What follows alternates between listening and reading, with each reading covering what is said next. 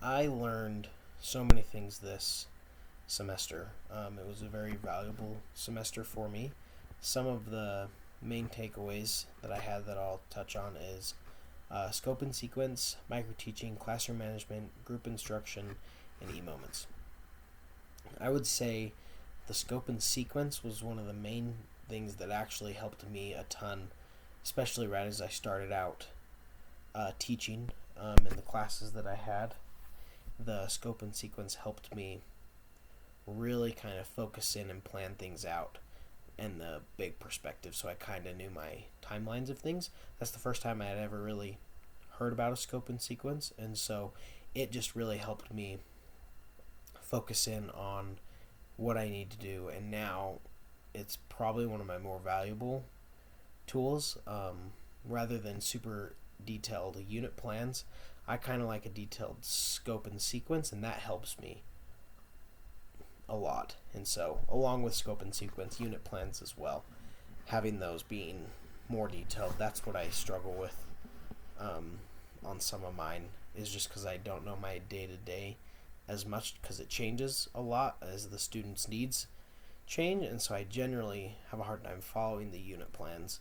But I do like to have them, especially the scope and sequence, though, because it just helps me know that I'm okay if I need to push things back if they take longer.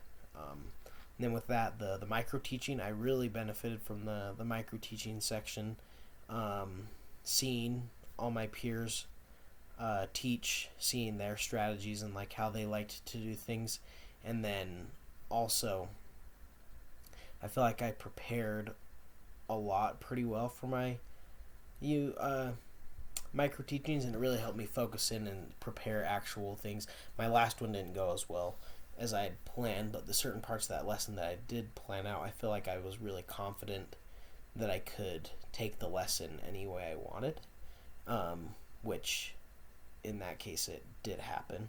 And so that's something that it taught me well, is being able to move on the fly and go to adjust to students' needs. And the other one that I liked to focus on was classroom management. That's the biggest thing I struggle with in class. Curriculum and all those things are easy, but the classroom management is a work of art.